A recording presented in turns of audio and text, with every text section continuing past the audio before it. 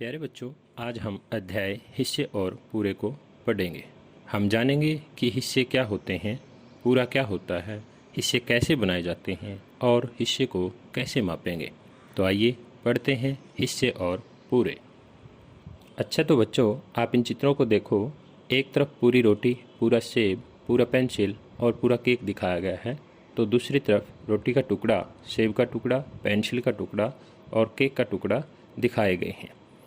आपको इनको देखकर क्या समझ में आया? एक तरफ पूरी चीज़ें हैं तो दूसरी तरफ उनके हिस्से हैं, टुकड़े हैं। इन टुकड़ों को ही हिस्सा कहते हैं। अब आप समझ गए होंगे कि पूरा और हिस्सा किसे कहते हैं। पूरा किसी भी चीज़ को जब तक टुकड़ों में नहीं बांटा जाता वह पूरी होती है, और जब किसी चीज़ को दो या ज़्यादा टुकड़ों में बांटा जाता है तो उसे हिस्सा कहते हैं। ये टुकड़े बराबर हो सकते हैं, ये टुकड़े छोटे बड़े भी हो सकते हैं, एक बहुत छोटा और एक बहुत बड़ा भी हो सकते हैं, और ये टुकड़े दो भी हो सकते हैं और दो से ज़्यादा भी हो सकते हैं। इस प्रकार आपको हिस्से और पूरे का पता लग गया होगा कि ये क्या होते हैं। अब हम बराबर हिस्सों के बारे में जानेंगे। आप ये पहला चित्र देख रहे हैं, इसमें एक चौकोर आकृति जिसे वर्ग कहते हैं, उसको दो बराबर भागों में बांटा गया है। इन दोनों बराबर भागों को आधा कहते हैं, यानी किसी भी चीज़ के दो बराबर हिस्से करने पर उसके हिस्से को आधा कहते हैं। इसे हम 1/2 लिखते हैं, यानी दो में से एक। अगली आकृति में एक गोल आकृति है जिसे हम वृत्त कहते हैं। इसको 4 भागों में बांटा गया है, एक भाग को अलग दिखाया गया है और 3 भागों को इकट्ठा दिखाया गया है। जो एक भाग अलग दिखाया गया है उसे 1/4 कहते हैं, यानी 4 में से एक। इसे हम 1/4 लिखते हैं। 3 भाग जो इकट्ठे दिखाए गए हैं उसे हम 3/4 कहते हैं, यानी कि 4 में से 3, जिसे हम 3/4 लिखेंगे। अगली आकृति में एक आयत को 3 बराबर भागों में बांटा गया है, 2 भागों को इकट्ठा दिखाया गया है और एक भाग को अलग दिखाया गया है।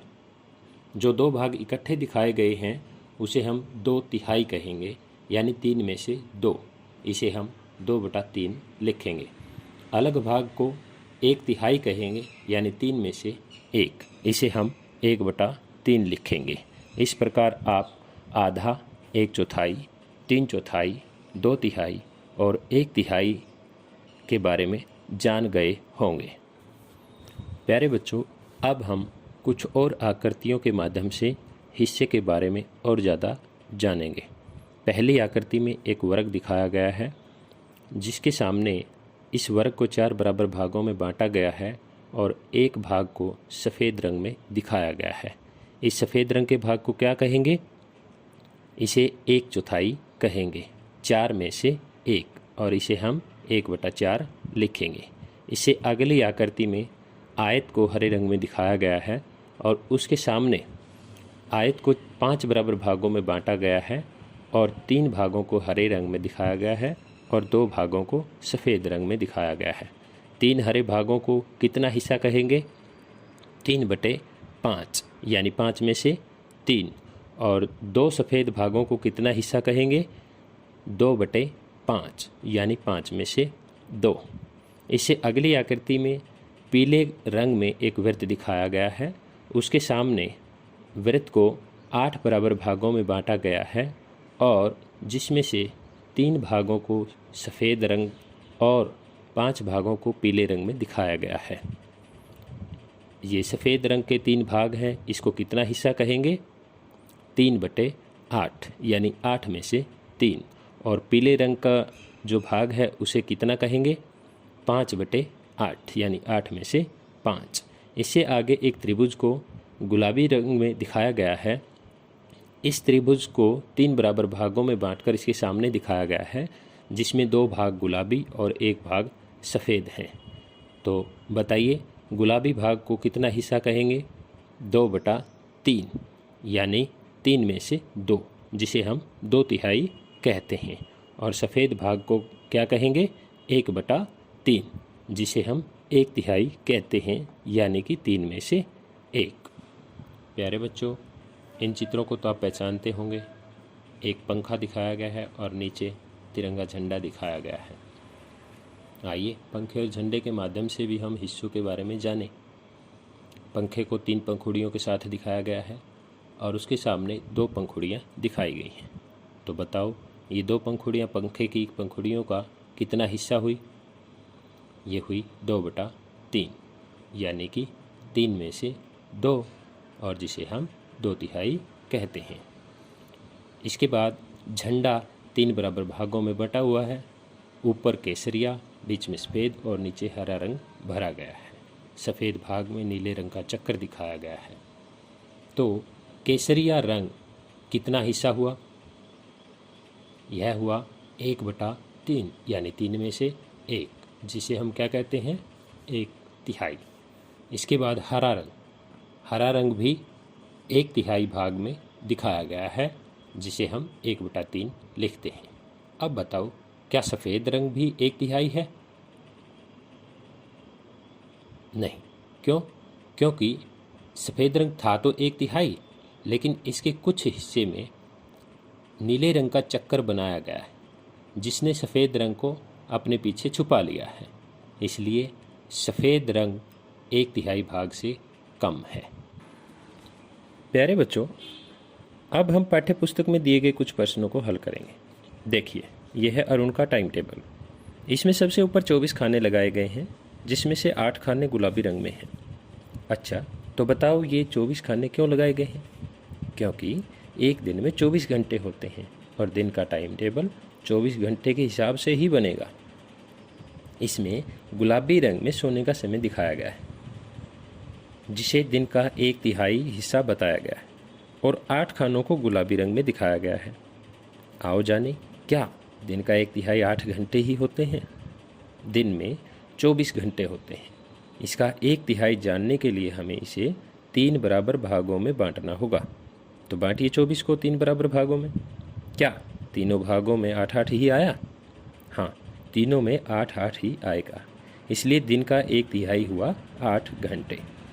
आगे बताया गया है कि पढ़ाई के लिए दिन का 1/4 हिस्सा है और इसे हरे रंग में दिखाना है। तो अब दिन का 1/4 हिस्सा कैसे निकालेंगे? हम दिन के 24 घंटे को 4 बराबर हिस्सों में बांटेंगे, यानी 24 को 4 से भाग देकर हम दिन का 1/4 हिस्सा निकाल सकते हैं, जो 6 आएगा। यानी पढ़ाई के लिए 6 घंटे का समय आएगा। इसके लिए हम 6 खानों में हरा रंग भरेंगे। अब खेलने का समय दिन का 8वां हिस्सा बताया गया है, जिसे नीले रंग में दिखाना है। उसी प्रकार हम 24 को 8 हिस्सों में बांटकर, यानी 24 को 8 से भाग करके खेलने का समय निकाल सकते हैं, जो 3 आएगा, यानी 3 घंटे। इस प्रकार हम 3 खानों में नीला रंग भरेंगे, जो खेलने का समय होगा। अब बाकी समय में अरुण दूसरे काम करेगा। अब बताओ दूसरे कामों के लिए अरुण के पास कितना समय बचा? 24 में से 8 घंटे सोने का समय, 6 घंटे पढ़ने का समय और 3 घंटे खेलने का समय घटाने के बाद यह 7 बचेगा। यानी 7 घंटों में अरुण अपने दूसरे काम करेगा। इसे हम कैसे लिखेंगे? इसे लिखेंगे 7/24, यानी 24 में से 7। इस अगले चित्र में रामू का सब्जियों का खेत दिखाया गया है। बताओ इसके कितने हिस्से किए गए हैं? 9।